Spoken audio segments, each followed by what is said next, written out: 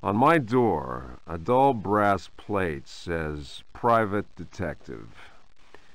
The few friends I have call me Carnby. The others call me the Reptile. I don't care to think what my banker calls me. These days, I leave my letters unopened. Bills and threats to send in the receivers just ruin my day. When an antique dealer called Gloria Allen contacted me, I slipped into my best shirt, holstered my .38, and got to her shop as fast as I could.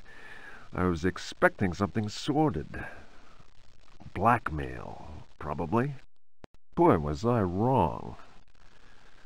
What I was asked to do was visit a property called Derceto and find a piano in the loft. It was an old piano with secret drawers, the kind people who buy stuff in antique stores go crazy over. The Derceto house is supposed to be piled high with classy junk, furniture, books, paintings. It looked like whoever owned Derceto was about to get cleaned out. I was going to bring up the subject of money when Gloria Allen handed me $150 and a key. I kept myself from grinning at the thought of my banker's surprise. He doesn't like his victims getting away. I looked over a copy of the police report.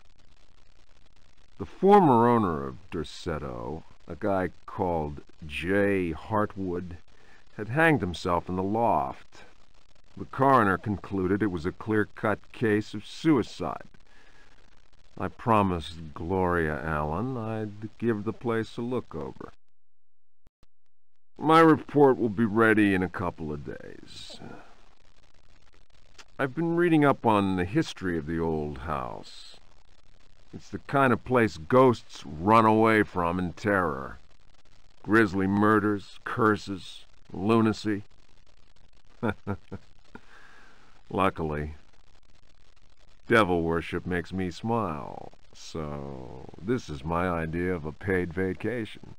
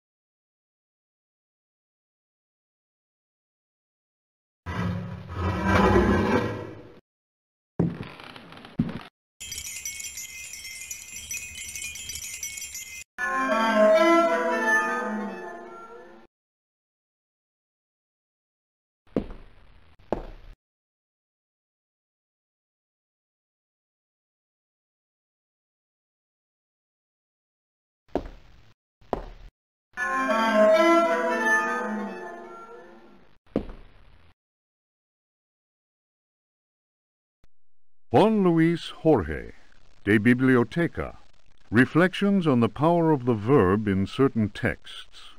Archaeos Publications, 1919, Stafford. Translation does not alter the occult power contained within such forbidden texts. The malevolent energy is in no way diminished. The spell must be cast aloud and clearly, in certain languages or little-known dialects. Maglafar Fathang. The reader will understand that, in the light of these revelations, I would be foolhardy to continue quoting from the text I have before me. If spoken aloud in its entirety, it would surely awaken powerful and malignant forces. I will go further and say that simple reading of some of the more technical passages describing specific practices is in itself a perilous exercise.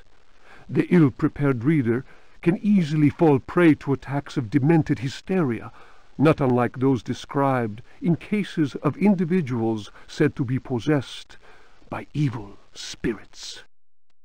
I recommend the study made by Zempf, Urbain, Grandier, and Loudon, and the reports made by the Reverend Richard Price concerning a number of astonishing, to say the least, exorcisms carried out in a parish near Providence.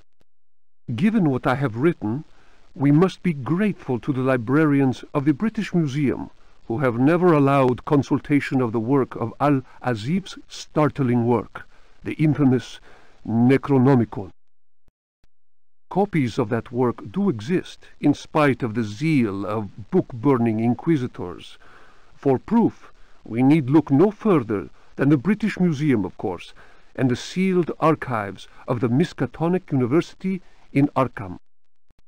Other examples of books whose evil can be unleashed by any thoughtless reader are von Jutz's von Unersprechlichen Kulten and the abominable De Vermis Mysteries by Ludwig Prien, whose sordid death should be a lesson to all those tempted by a study of the occult.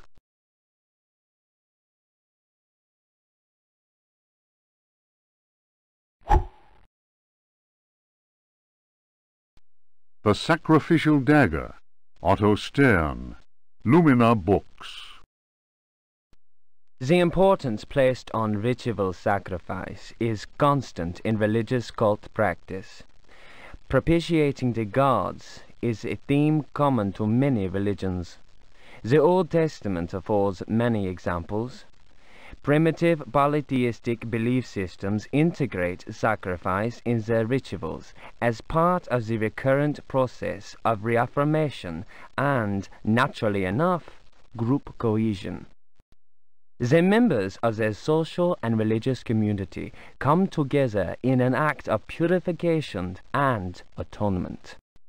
It would be erroneous to imagine the act of human sacrifice linking priest, offering, and God, C.F. Manzetti's stone cults, as anything less than a vital focusing of the group's faith.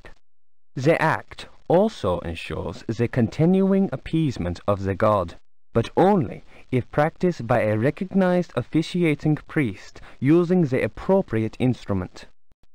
Studies made concerning primitive religious groups bear witness to the central role of sacrifice in living ritual. My own work in the field of ethnopsychology brought me into contact with a sorcerer living in the region of Arkham. He introduced me to the rite of steel, linked to a ceremony known as adoring the black goat of the woods with 1,000 youngs. The god being adored is known as the vagabond. Here, the dagger's role, which allows the life breath to pass from one dimension to another, is essential. The vagabond is a frightening figure, being able to move where he wants and to kill those who have displeased the goat god, for whom he acts as a go-between. The goat is clearly a fertility god. The priest, having spoken the invocation, must choose the appropriate dagger for the sacrifice. The knife with a sinusoidal blade that must be dipped 7 times, on night when the moon is full, in water that has been distilled 100 times, will be laid aside, since it would send the vagabond back into his own dimension. The priest will rather choose the dagger with a curved blade. That is more appropriate for slitting of the lamb's throat. This act transfigures the sorcerer priest and plunges the assembled worshippers into a divine trance.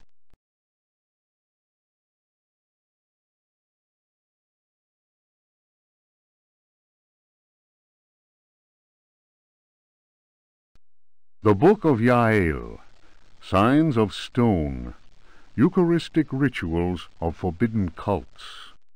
Texts collated by Monsignor Vacher, legate in the Curia of the Vatican. Numerous devilish cults speak of monstrous creatures called the Old Ones. These supernatural beings are believed to be possessed of powers equivalent to those of the gods of antique religions. Adepts of such cults refer to forbidden literature in order to cause these frightful entities to appear before them. What serious student of folk myths has not come across the names of Cthulhu and Shub-Niggurath?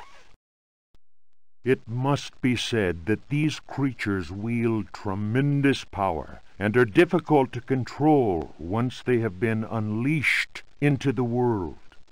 Those who serve He who goes in shadows protect themselves with signs of stone, carved into the walls of houses or engraved on various objects. For those misguided servants of evil, the best protection appears to be that afforded by the sign of the most ancient gods, engraved in Manar stone, a heavy material said to be disagreeable to the touch. The sinful practices of those who fall into such errors can only lead to the darkest of despair, and are a mortal danger to the soul. Such monsters as those invoked by these foolhardy individuals are engendered when reason drops its guard. Man is easily tempted into perversion. It is why we must forever remain alert and renounce Satan with each breath we take. His ways are infinite in number.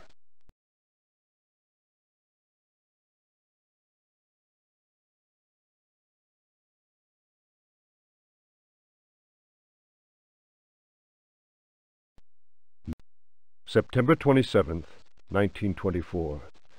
I have decided to keep this diary. Too many inexplicable events have taken place recently.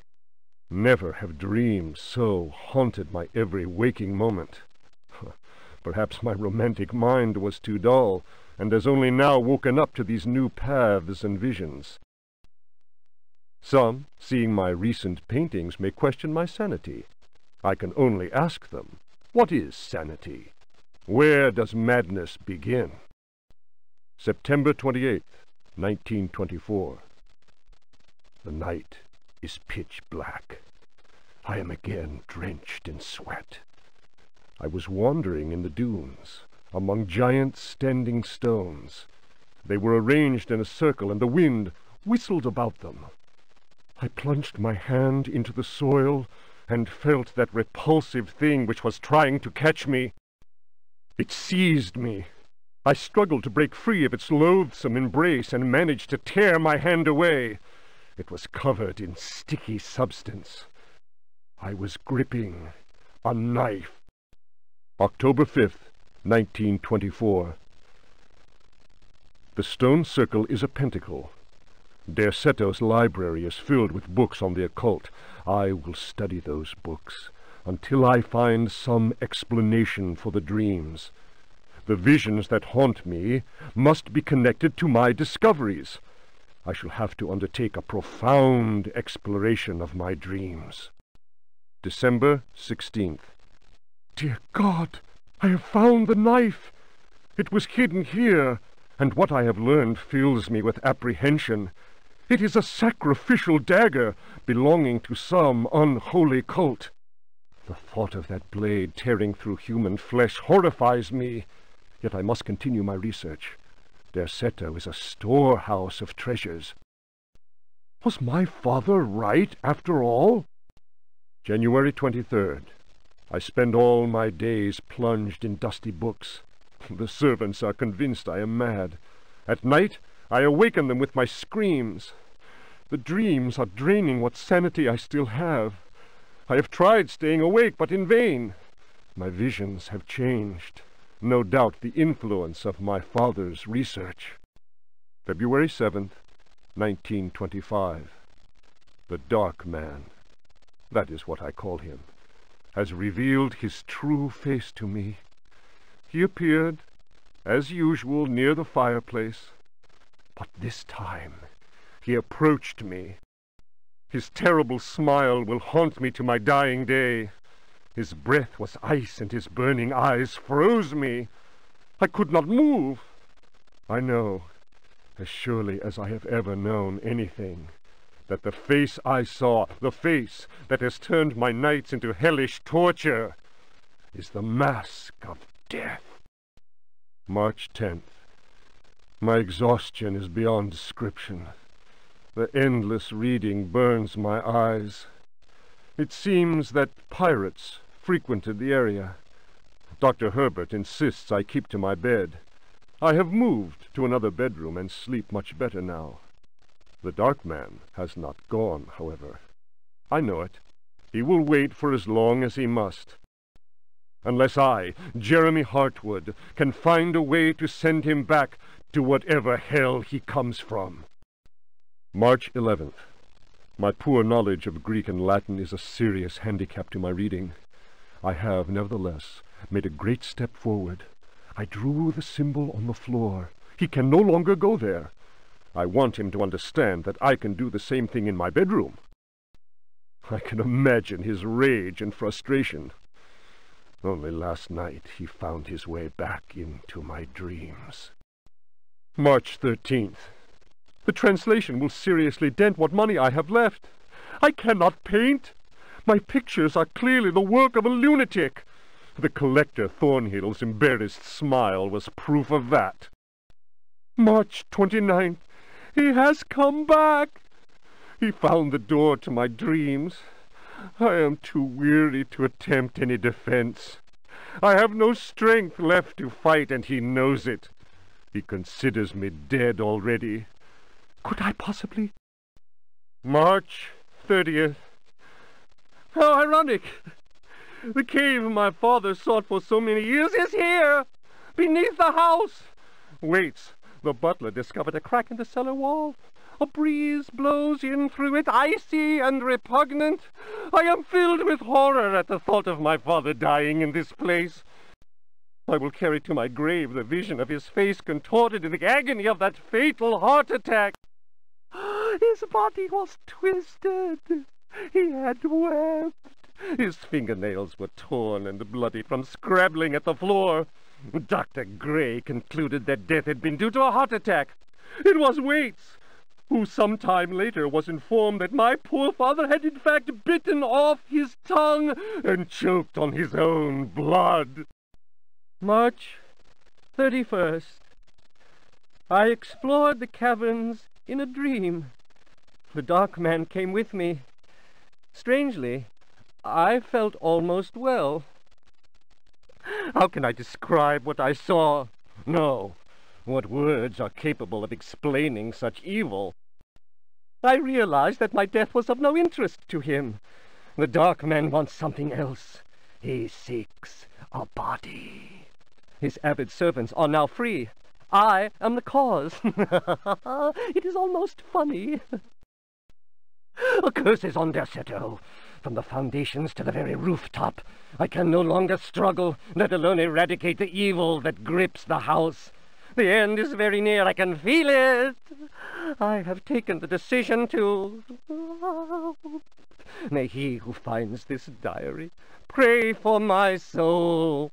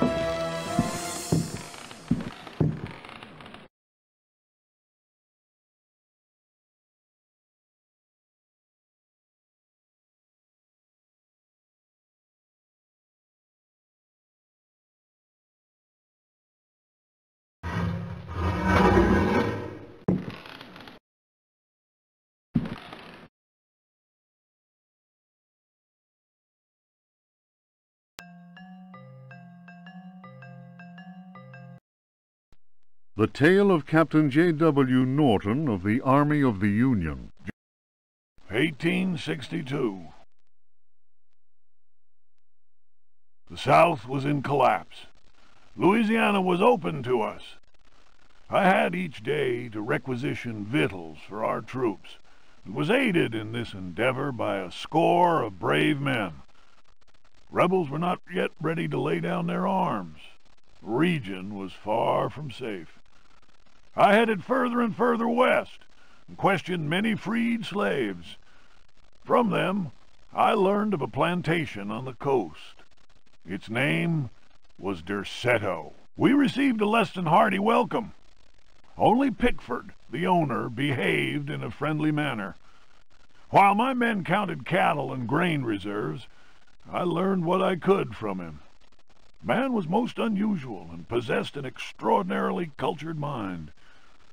At nightfall, I gave orders for the men to bivouac at Derceto. Pickford invited my second-in-command, Lieutenant Patterson, and myself to dine. And our host proved a most entertaining conversationalist. While coffee was being served, Patterson went to inspect the men's camp. The cigar Pickford offered me was so acrid that my head began to spin. I remembered campfire tales of fellow officers trapped by devilish Confederate tricks.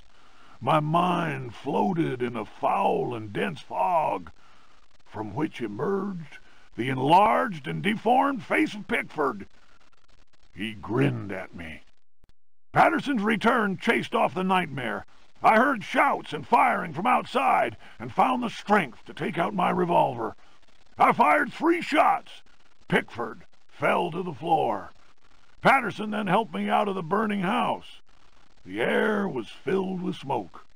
We resembled a company in disorderly retreat.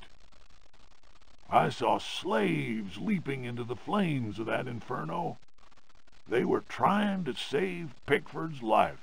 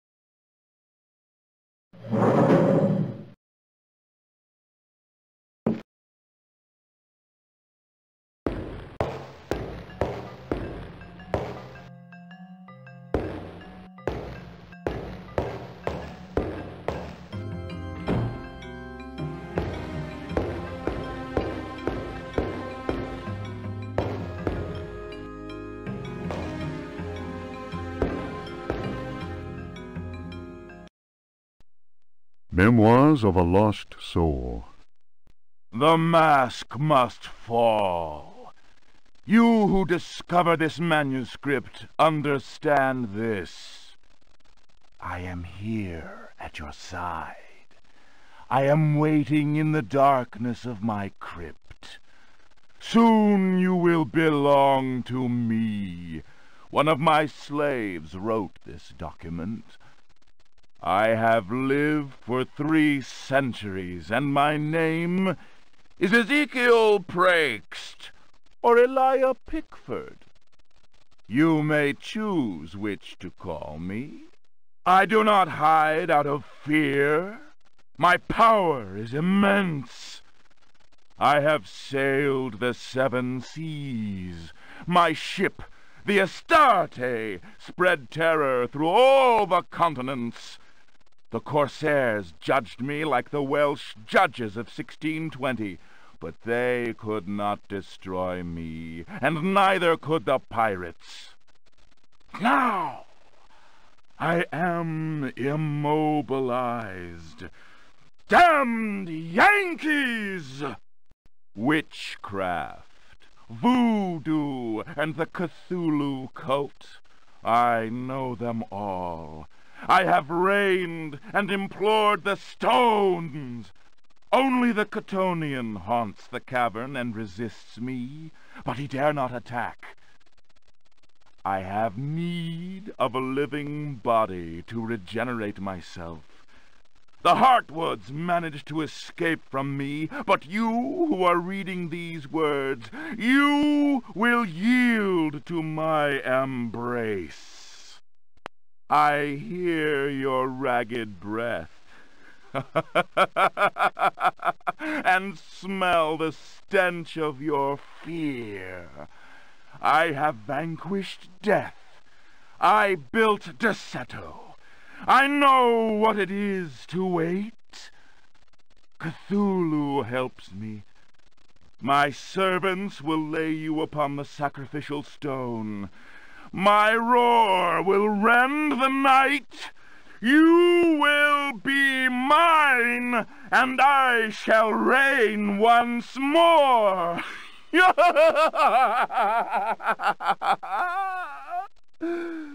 Come to me.